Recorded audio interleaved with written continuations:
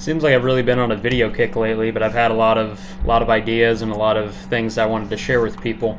Today, as you can tell by the title of the video that I'm making, it's called "The Foundation of Atheism Destroys It," and I wanted to just reflect on the last couple of years as I've been making some videos and discussions that I've had in comment sections with atheists, just about life, and I've realized that in those discussions, I have never once got a legitimate argument from an atheist why life has intrinsic value to begin with. And I've touched on this in a number of videos, and I don't want to get repetitive, but that's something that I've never ever heard from an atheist is a legitimate reason why life has essential intrinsic worth.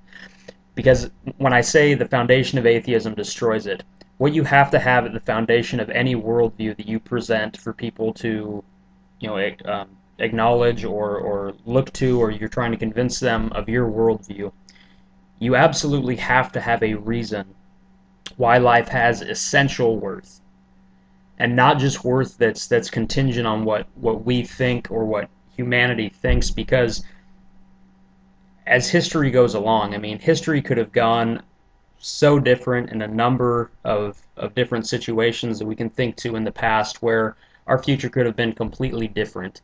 And if morality really stops with us, if we're where the buck stops as far as what's right and wrong, then the only thing that really decides anything about morality or about the value of life is that whoever's in power at the time, or whoever, I guess the majority of people that would agree with a certain view of life and of morality, they would be right. Because if we're where the buck stops, you can't argue for a framework that's outside of us, because again, that's at the foundation of atheism. We are all there is. But if we're all there is, then morality is completely subject to our own thinking, and that is not any kind of framework worth arguing for.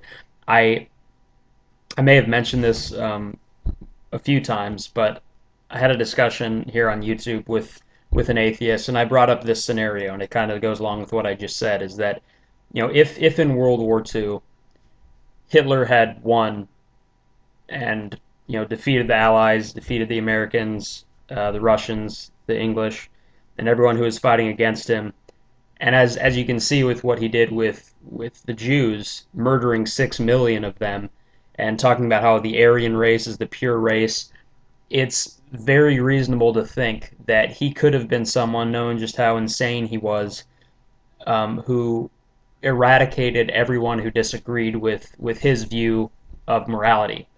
Not just of morality, but of the Aryan race being pure and all of that. And the question that I posed to this guy is that if that had happened, and morality is completely dependent on whatever we think, if he had eradicated everyone who disagreed with him, would what he did then be justified because, people like him are the only ones left on Earth? And if we're really the ones who decide what's moral or not, then that's a completely legitimate thing to do. If the only people left on Earth are ones who agree that 6 million Jews, or the rest of the world that disagreed with you, or with Nazism, should be eradicated, and that would then be justified because we're where the buck stops. And I wasn't even asking him that question to get a response. It was just kind of a rhetorical question. I just wanted him to think about it, but he honestly replied to me and said yes. And I was glad he was honest about it, but it threw me for a loop, because that is really where atheism leads. Because if we are all there is, what's moral is completely contingent on a time period of who's in power. It reminds me of a quote, treason is merely a matter of dates. Morality is really just a matter of dates in an atheistic framework, because we are all that there is. But what's like I said, what's really at the foundation of atheism, or of any worldview that wants to be credible, has to be this argument that life has intrinsic worth, and you cannot argue that morals have any value unless you can argue that life has value in the first place.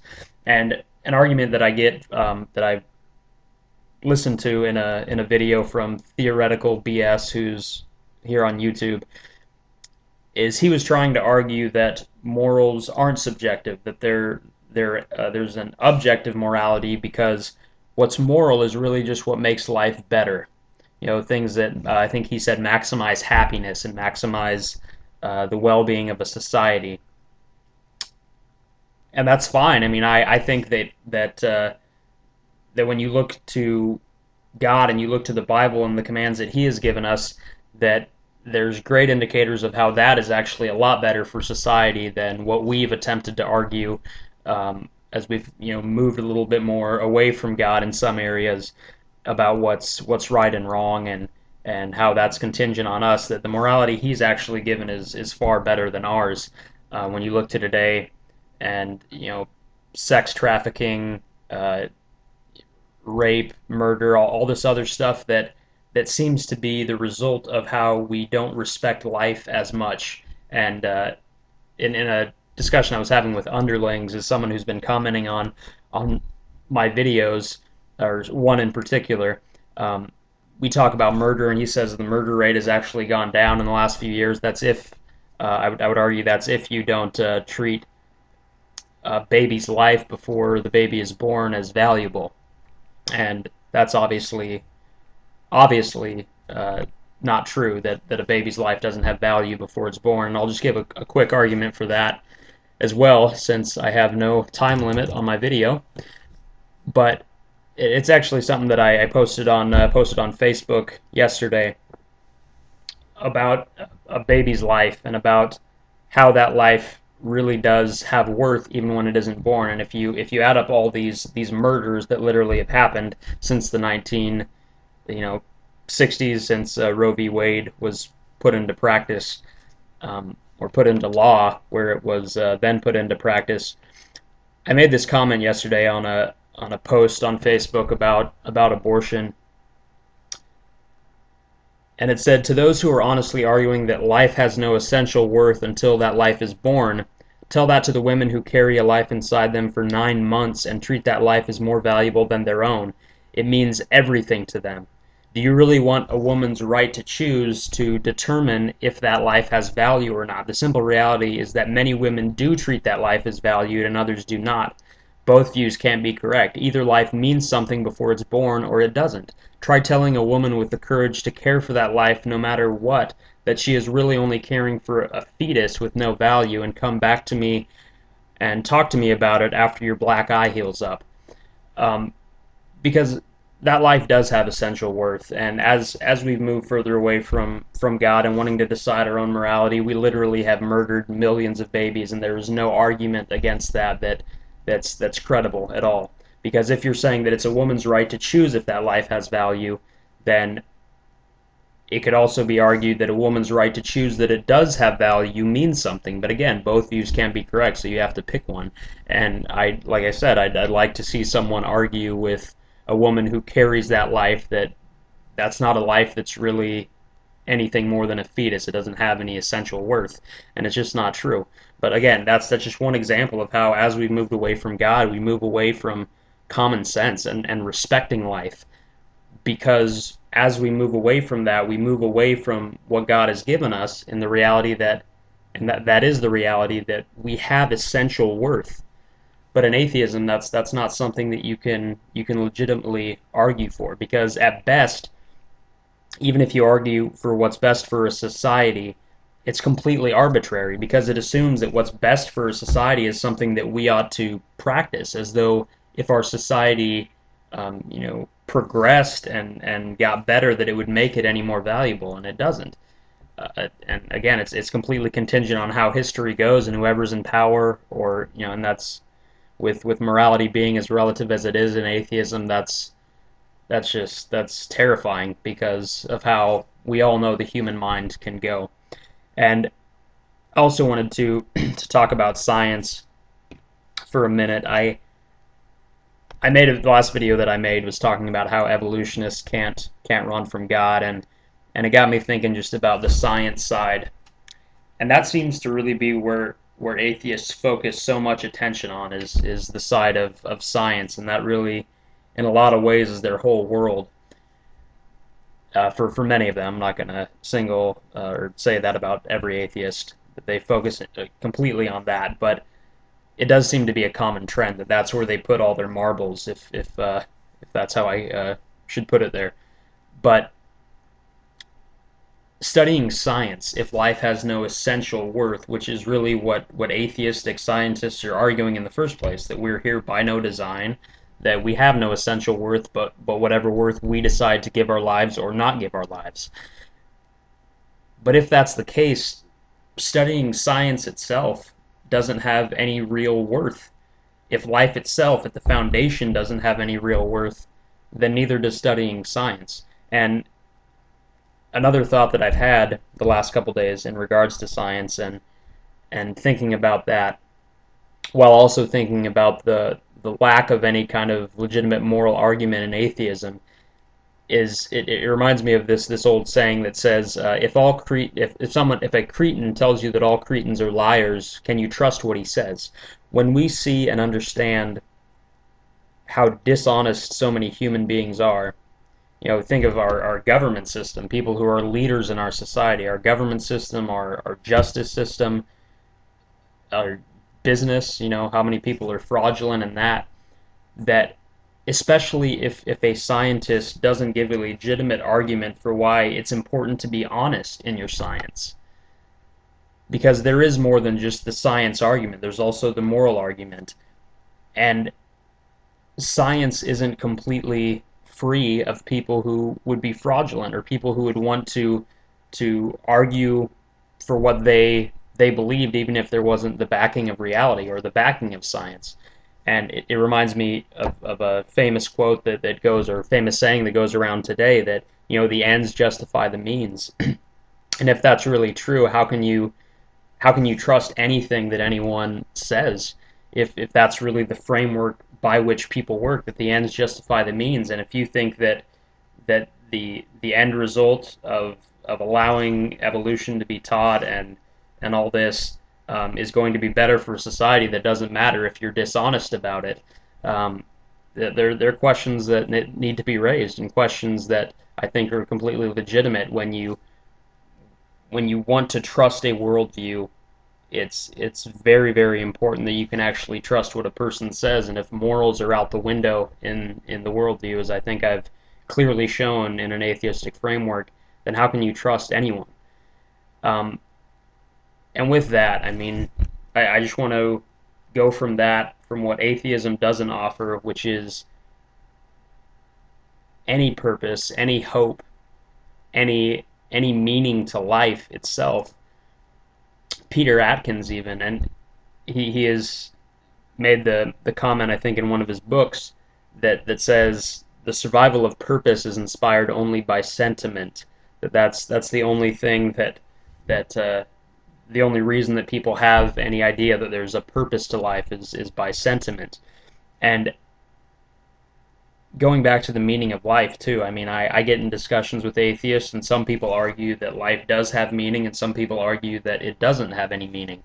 And it's just, it's incredible that even at the most base argument that you have for your worldview to have any credibility, atheists don't even agree on that. They don't even agree that life has essential worth.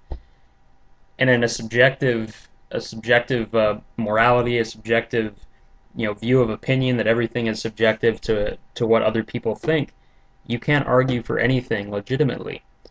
And why am I supposed to think that in an atheistic framework my life has any value, and atheists can't even agree on that very essential thing to be the foundation of any worldview? And I just want to take Christianity as opposed to atheism here. In Christianity, you do have, as I said earlier, intrinsic value, purpose, a meaning to life, a reason to live a moral life. It's incredible how this book that one atheist told me was written by goat herders. It's incredible how this book can answer so many of the questions that we ask in life, and so many things that we need answers to, that we were given the desire to search for these answers, about how we have purpose, about what life really means, and the most famous question, what's the meaning of life? is not something that atheists can legitimately answer, but it is something that is very, very much able to be answered in a Christian framework. And I understand that there are some areas that are difficult to understand, and questions that atheists bring up about Christianity. Some are very legitimate, and I try to take my time to answer those, and I hope through my videos I do that for some people. But another thought that I've had is that even as you're picking these worldviews and you're trying to understand which one corresponds best with reality, and if the worldview that even corresponds best with reality or fits best with reality is one that should even be argued for or followed, if following what reality is even matters. As far as Christianity goes, I've discovered this and thought about this the last couple of days, is that even if you struggle with one area of admitting that God exists. Um, a lot of atheists and just a lot of people will struggle with the scientific argument. How does the Bible really fit with science, and how do I make sense of all that? God isn't only found in the scientific world. He's also found in the historical world, and in the way that you can look to the way the Bible was written and see the historical accuracy of it. That if you have a mind that's geared more toward the historical arguments, you have an avenue to see God there. You have an avenue in the moral argument, that morals actually have essential worth, that it matters how we treat each other. And if you have a heart for wanting to see others treated well, you have that avenue to go through. There are so many ways to God and to realize that God exists that there really is no legitimate reason or way to run from the reality that He does exist. And I know I threw out a lot of ideas in there, but the essential conclusion that I guess I want to give, or the not essential conclusion, but the wrap up that I want to give in all of this is really just what I argued, that atheism at the very foundation is destroyed because it can't give a legitimate reason why life has value. And any time that someone tries to argue that life has value, that has an intrinsic value or value that's beyond more than just our opinion, I say, well, that's all you can argue for in atheism, is what our opinions are, and whoever's in the majority at any given time in history has to be the one that's right. And that just doesn't work. And I think a lot of people see that, and I hope that in whatever ministry that I have, that's something that I can argue and have people understand, because I think a reason that Christianity may be going downhill in the minds of people is first of all because Christians don't know how to defend their faith. They're content with just saying, well, this is my faith. I have faith in Christianity, and because I have faith, you have to back off and not ask me any more of these tough questions. I think that when you're asked these tough questions and you can give a legitimate response to them, that you not only strengthen your faith, but you have the ability to convince others of the reality that Christ died for you and that God does exist. And critical thinking is something that's very, very lax, and that's something that I really want to change in my ministry. And speaking of that, for Christians who are watching this, because I doubt that atheists would actually pray for me, because who would they be praying to? Someone that they don't believe in.